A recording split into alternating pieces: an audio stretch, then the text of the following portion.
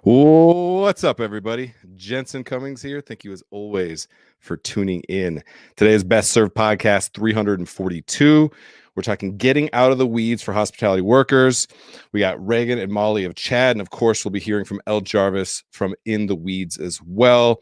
Once again, this is kind of the kickoff week of the In the Weeds Menu Meeting Fall 2021 campaign, and we're talking everywhere, as we always do. We'll be on video casts with organizations that work within the weeds, with sponsors who are supporting this campaign, with chefs who are a part of bringing heritage to the forefront of the conversation. And we'll get into that a little bit more. You can find us on Clubhouse, Facebook, YouTube, Instagram, TikTok, everywhere that content is produced to support hospitality workers and the industry as a whole is where you can find us, as always. So make sure and tune in on all the channels. No further ado, I want to bring in Elle Jarvis, founder of In the Weeds. Elle, good to see you. Hi, Jensen. Nice to see you. We're going to be talking a lot, and I'm excited about this. And I feel like between us, I'm going to repeat myself again and again and again. Amazing work that you all do. The support that we've had together. Now you're working with us on the 86 challenge and our nonprofit partner there, writing $86 checks to writers. And when we say writers, it's a dishwasher, a line cook, a bartender, a server in English and Spanish. And so it means a lot to be able to bring these stories to the forefront. And that's your entire mission. So we're very simpatico when it comes to that. Before we get into kind of what's happening with the campaign and bring in the crew from CHAAD, give us a little high level. In the Weeds, what's In the Weeds all about? Let people know. Sure. So In the Weeds is a national 501c3 public charity. Our complete mission is to champion the physical, financial, and mental health of the hospitality professional. And we truly believe that a hospitality professional cannot have a sustainable work-life balance unless all those buckets are full. Truth. So, yeah, I mean, it's a wild ride, and we're still under the barrel.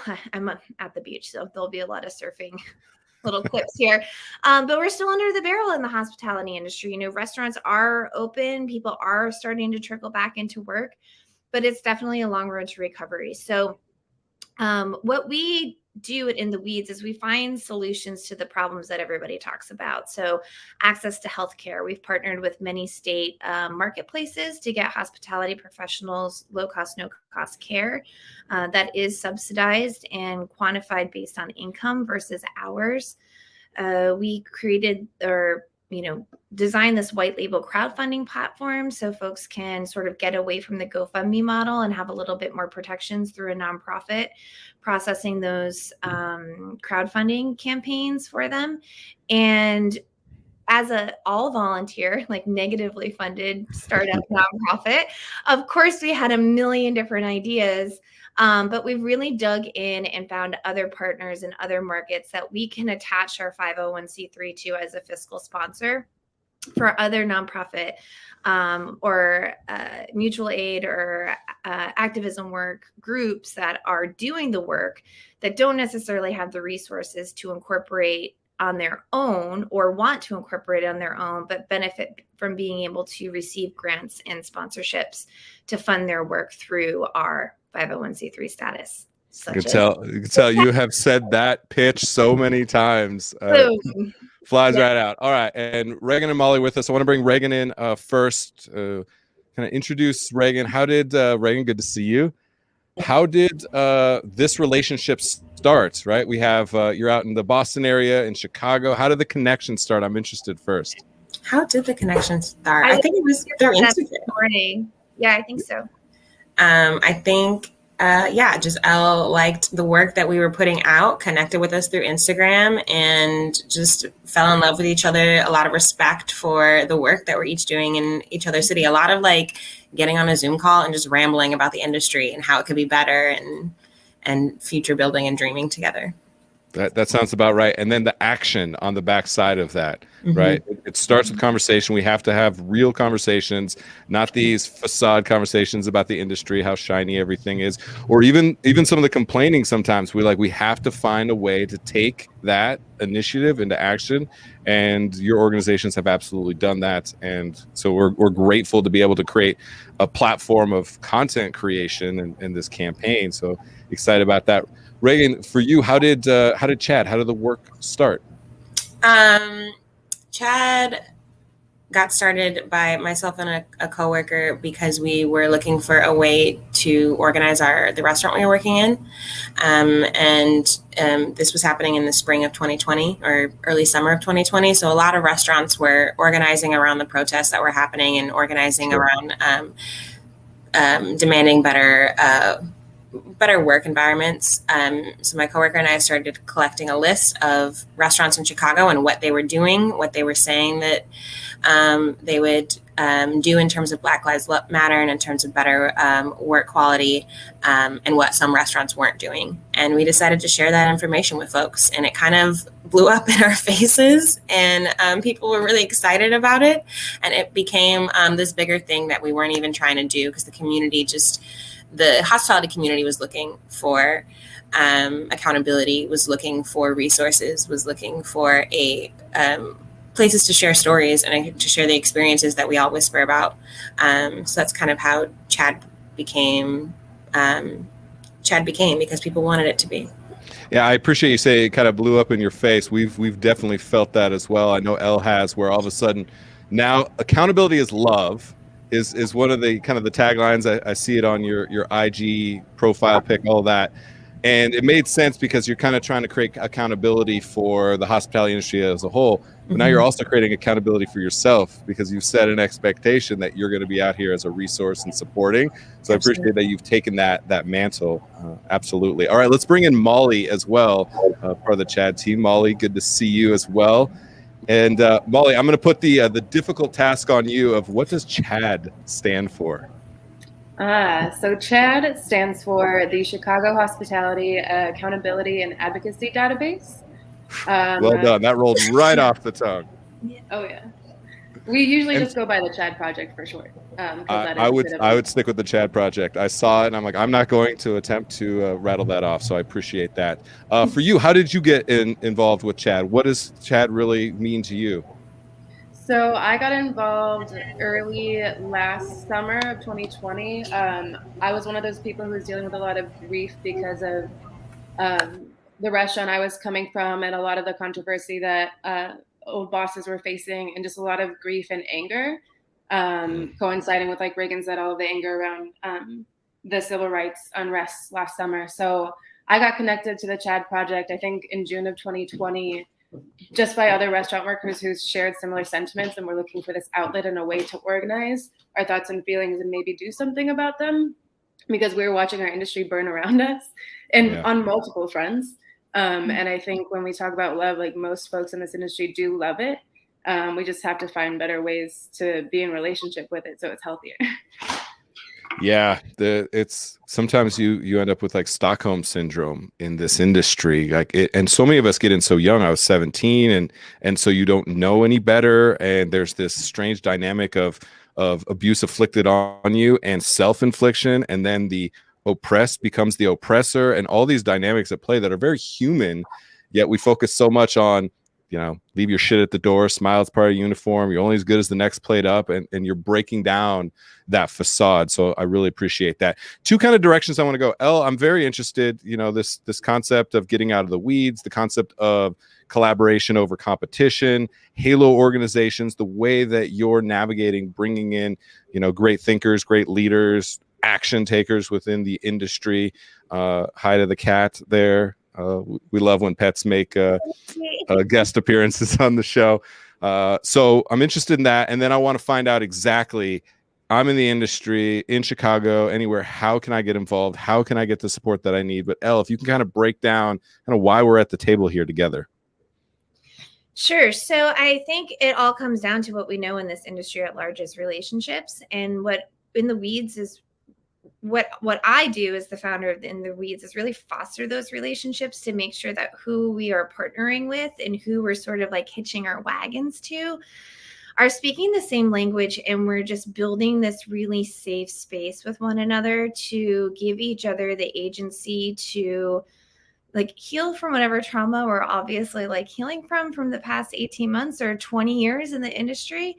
Right. But being able to have these open dialogues and open conversations of how we can continue to offer resources to the younger generation, the older generation, our peers.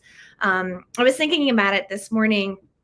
I've been saying pretty regularly with our Getting Out of the Weeds workshops that they're everything I wish I knew when I was 22. And I was brushing my teeth this morning and I was like, screw that. I wish I knew this when I was 14 and I couldn't get a Saturday off from the scoop shop to go watch the fireworks with my parents, right? And so the workshops have just grown organically. And I think that was one of the first projects that In the Weeds and the CHAAD project really dove into together. And we did 7 weeks. It's really challenging to break through all the noise right now on the internet to get the eyeballs and get people to show up. But the second round, we broke into, so the Getting Out of the Weeds workshops are created by workers, for workers.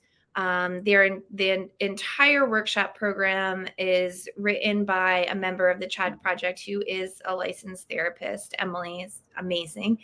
And they're led by representatives of CHAAD. And we're able to pay them for their 2 hours of their time to present. Great.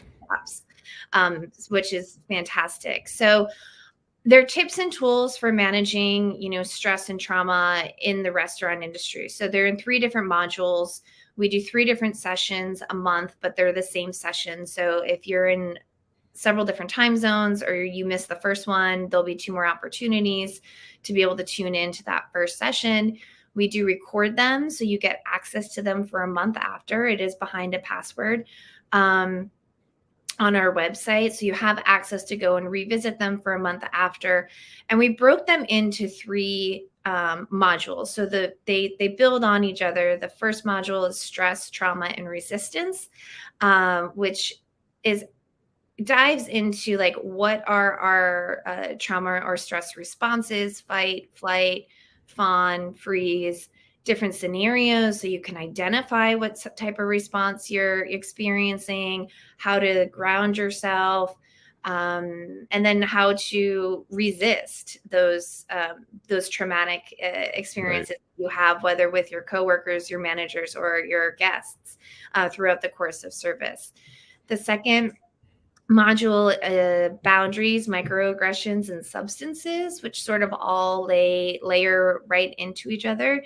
How to create boundaries with yourself, your coworkers, your guests, how to manage microaggressions on the restaurant floor or behind the line, again, with your coworkers or with your guests, which I think is very important when you're in service, is understanding and realizing how to communicate with your coworkers, because all of your livelihoods are interdependent on one another, while managing expectations of the guests and being like, no, actually, you can't talk to me like that. Or no, please don't actually touch my body. But like giving the restaurant worker the agency to be able to know how to manage that in substances. And the last module, we cover culture, like how to change the culture in your restaurant, how to maintain your identity outside of the restaurant, and future building, which is a term that we use between In the Weeds and CHAAD all the time that I now realize I say in my daily life on a constant basis, which has been a really like fuzzy and remarkable way to like stop talking about what we know is broken and come up with actual like solutions to make it more sustainable and safer for in the future, or now, not even in the future, like starting right now. Yeah, the future is the next service. Like it's now. Correct. Yeah. And that's still into the future. So I appreciate that. Raeghn, I'm somebody who's looking to take on this. Am I a restaurant that then is paying for my staff to be a part of it? Am I an individual that's jumping in on this? Give me an idea of the actual guest experience in kind of these courses. So we have a few different options. You can definitely purchase a workshop as an individual. It's pretty affordable. But then if you are a restaurant and you're looking to have your staff take these workshops, there are options where you can pay for, I think, up to 20 individuals to take the workshops and have unlimited access to the videos for a month. And then there are also options for brands to co-sponsor their favorite restaurants and purchase an option for that staff to come and take the workshops. So we're just really eager for folks to take it, and whatever avenue folks want to go about it, whether that's as an individual or as a business, we're ready to collab. We're ready to share the information. I'm a line cook. I make $13 an hour and I get kicked in the head all day long. I love what you're saying. I have no idea how to bring that to fruition. I don't have any money. I'm 3 months behind on all of my bills. Like, you know, that's a real experience for people. It's a reality. Yeah.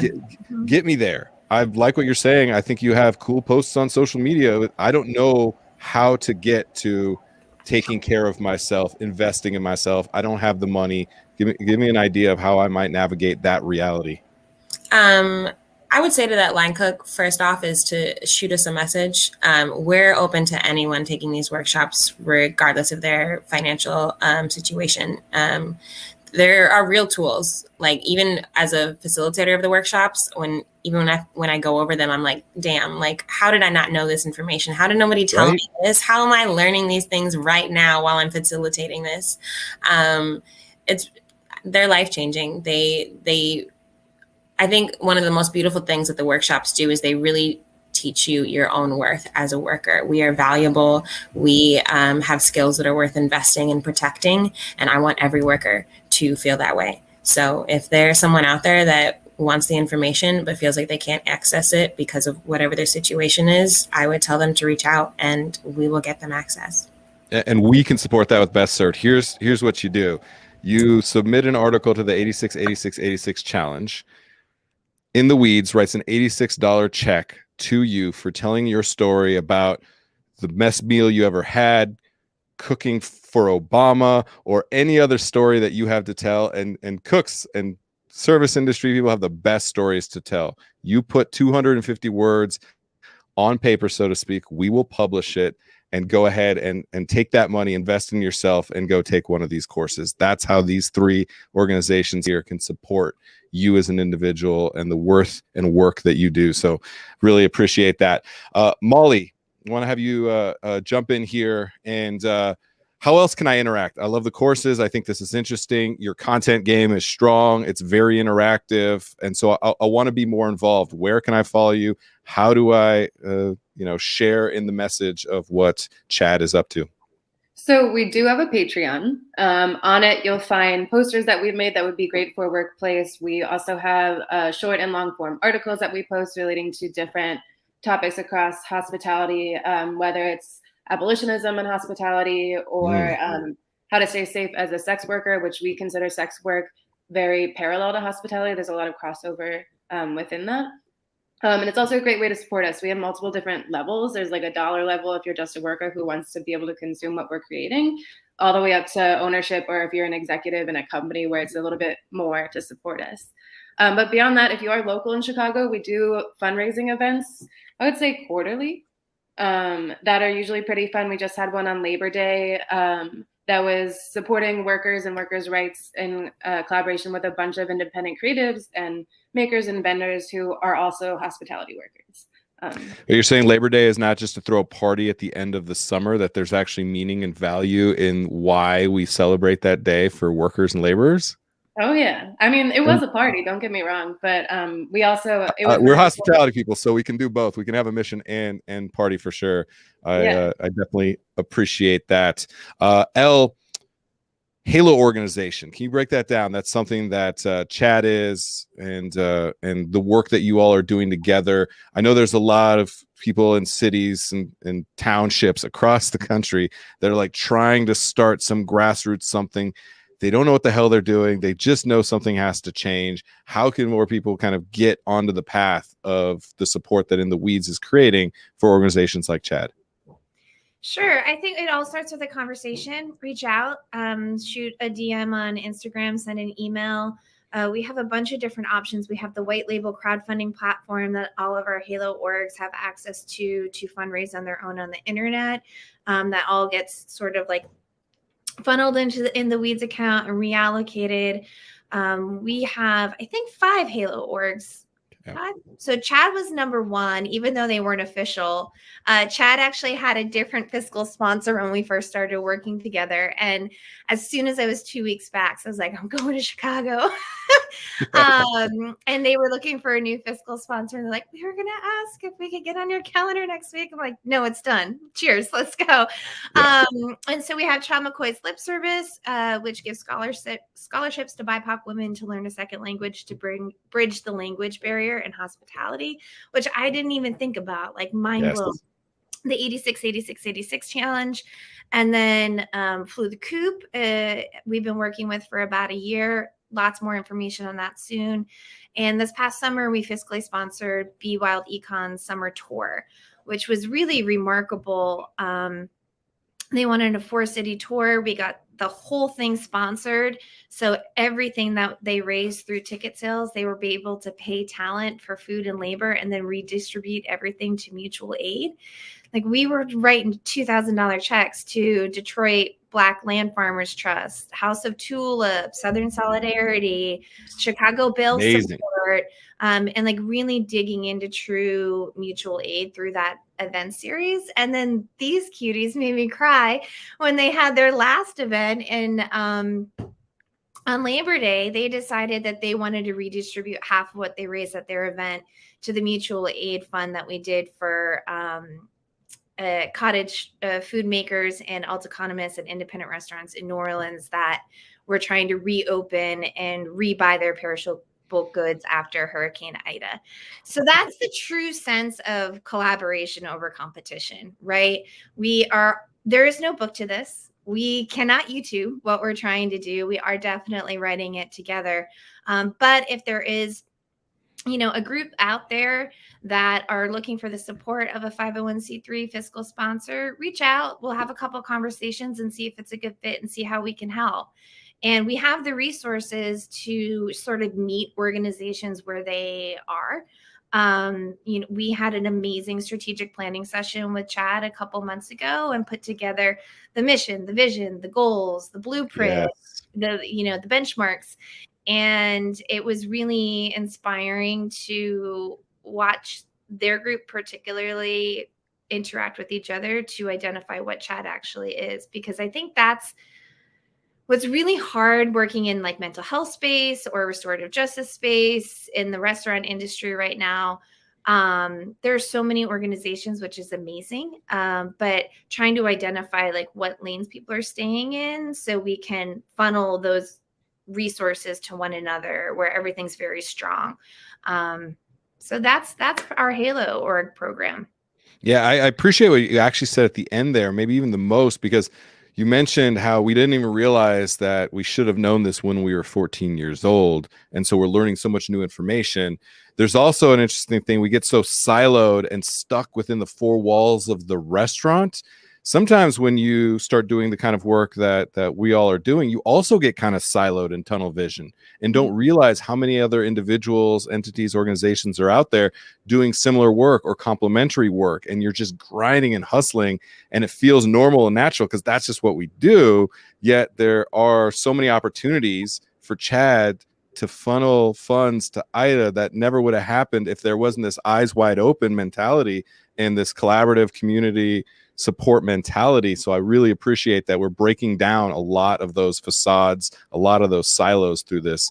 So again, Elle, broken record, great work on that. And your ability, I keep telling Elle this, Raeghn and Molly, that superpower is good people connecting good people. And that is absolutely Elle's superpower, is that for sure. And putting people in situations to do what they do. I mean, I see myself more it's as been done. It's already been it's already done. It's on your cape. We've already got them printed. Let's go. I see myself more of a pollinator, and the work that we're doing is not performative, right? It's not to like rise as this, voice for everyone. Is to give everybody a voice. So I look at it true more superpower. as, like, it's not a vanity power. I appreciate that. Raeghn, Molly, want to come to you. Some last words on what's happening next within your lane, within CHAAD, or what's happening for you that you're excited about, or challenges that you face. Molly, for you, what's on your radar right now? Give us an idea of what's happening next. For the CHAAD project, I've been slowly working on a series of workshops that would be focused on changing the culture long form within restaurants. That would include like a survey. So if an independent restaurant takes an initial workshop, gets kind of a basis for why all of these changes are happening in the service industry right now, some of the history behind why all these toxic structures exist and why they need to be changed, we can then survey their staff and see what spots they really need to work on. Since our background, our roots are in surveys and data, and I personally have a background in sociology and like qualitative data, for me, that would be a next step that I'm looking forward to, especially because we've talked to a number of restaurant owners and managers here, and a lot of them just seem to be lost because they're not trained to like deal with any of this, so they're walking in blind. They don't have the language, they don't have the background in history, they don't have any like theoretical concept to work with. They're just like trying to make positive changes, like doing away with tipping, but not being able to explain to their staff why it's actually good. So that's what I'm looking forward to. Appreciate that. All right, Molly, we're going to get you out of here, get you back to work. The sociology background, now that makes a lot more sense with your focus. So I appreciate hearing that. We need more of that comprehensive 360-degree view thinking within the industry, and we need your perspective desperately. So thank you, Molly. We'll let you go. Take care. Bye, Molly. Talk to you soon. All right, Raeghn, same for you. What's on your radar right now? What are you focused on? What are you hyped up about? Give us an idea, kind of last thoughts. I've been working with Emily recently for our last workshop, the future building culture and identity. And we're really trying to hone in on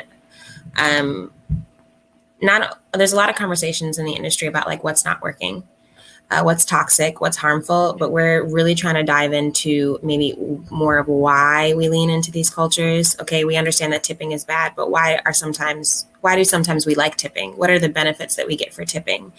Why is the restaurant such a not welcoming, but why does it tolerate more abusive, toxic behaviors? Like, what are we getting out of the bad things that that the hospitality brings out in us? So really just trying to dive into the symptoms there, not just that, oh, this is bad, but more so why we engage in this kind of behavior, why we engage in this kind of culture. And it's been really fun and eye-opening, even understanding our own comfort levels, even understanding our own biases in terms of tipping, in terms of tip pooling, in terms of schedules and competition. So I've been really enjoying that journey. I'm learning as much as everybody else is. So I'm just excited to keep diving in and going deeper. I can appreciate what you're talking about, because there's a little bit of the systemic culture, the systemic models that we've created around, let's say, tipping or the brigade hierarchy, things like that we need to break through from a practical standpoint. They're also the human experience. You get a good tip, there's a dopamine hit. You're fired up. You feel good about yourself, right? On the other side of the equation, I love tipping 25 or 30% because selfishly it makes me feel like I'm a good person. Mm-hmm. And so there is some of that you're culturally having to break down, and then for the individual having to break down. So huge challenge there. But again, a good 360-degree view of the human experience and the business experience as well. So really appreciate that. Raeghn, we got a lot more work to do. We got a lot more to talk about. For now, we'll let you and the kitty cat get out of here. Appreciate you. Thank you. Y'all have a good day. You Bye, too. Raeghn. All right, Elle, last thoughts for you. Great crew, again, putting together great people and creating the space, allowing them to do what they do. Appreciate that. Getting out of the weeds, last thoughts on that. Can we get out of the weeds? Should we get out of the weeds? How the hell do we get out of the weeds, Elle? I think we start with our workshops, honestly. Okay. Just start with our workshops. And to mirror Raeghn's sentiment, if there are people out there that are listening to this and they're like, damn, I want to take that, I don't have the $15, just send us a note and we'll get you in. That's like the name of the game. is to have as many people go through this workshop series. So it's sort of like what we just experienced with herd immunity and vaccines, right? Right. The more hospitality professionals that go through these workshops, the easier it's going to be to see the change shift and see the culture shift within restaurant walls. So if you can't afford it, reach out, no shame. We'll get you in. If you are a restaurant owner that just doesn't have the space to figure this out on your own, you can sponsor your entire staff, up to 20 people, for the entire series for $750, which is nothing. Like $13 a person or something. It's nothing. And it's a 100% tax deductible write-off through In the Weeds nonprofit. The same with brands. Brands can sponsor key accounts. There's no ickiness with Tide House laws because it is coming through a nonprofit and they're getting a service basically. So we really we built all these different options, but really we didn't want any economic barrier to entry for anyone. So we have our next round right now. September is just wrapping up. October. Okay. We'll, launch the series thereafter, but if there are enough people interested, we can keep the recordings open so folks can do it on their own for as long as possible. And what if I have 4, 6, 8 restaurants? Could I even purchase our own and have one at a custom time for us, depending? Absolutely. Okay. Absolutely. So what we would do in that situation is similar to what Molly said, is sort of give the entire staff a survey of, collect all the data where their sort of pain points are, or their blind spots are. Yep. We can go through our traditional package, which again is very affordable. I think it was $1,500 for a restaurant group to go through the entire training. And if they wanted something customized that really dug into what that group actually needs, we have the ability to build it. Love everything that you're saying. All right, Elle, let's get you out of here for today. Lots more for everybody to come from Elle Jarvis. You and I are going to be sick of seeing each other in the most amazing way possible at the end of these 4 weeks. You're not even going to need me soon. You're going to be able to spiel off all the In the Weeds. I'm absorbing all of it, and I'm going to be an absolute loudspeaker for the mission and the vision of In the Weeds. So thanks, Elle. We'll let you get out of here. Cheers. All right. Thanks, Jensen. All right, everybody, that is it for this episode. Once again, this was Best Served Podcast 342, Getting Out of the Weeds for Hospitality Workers, with Raeghn and Molly from CHAAD, based out in Chicago. Of course, Elle Jarvis from In the Weeds as well. Once again, this is a part of our series In the Weeds Menu Meeting Fall 2021, and there's hundreds of pieces of content coming out over a 4-week span. So please tune into all of it wherever you consume content, however you consume it. If it's video, if it's audio, if it's Clubhouse, if it's articles, if it's memes, we are going to be there to communicate with you. That is it. I appreciate you all. I hope all of you find your way out of the weeds, because it is so important for us in the hospitality industry for that self-hospitality. And the time is now. Cheers.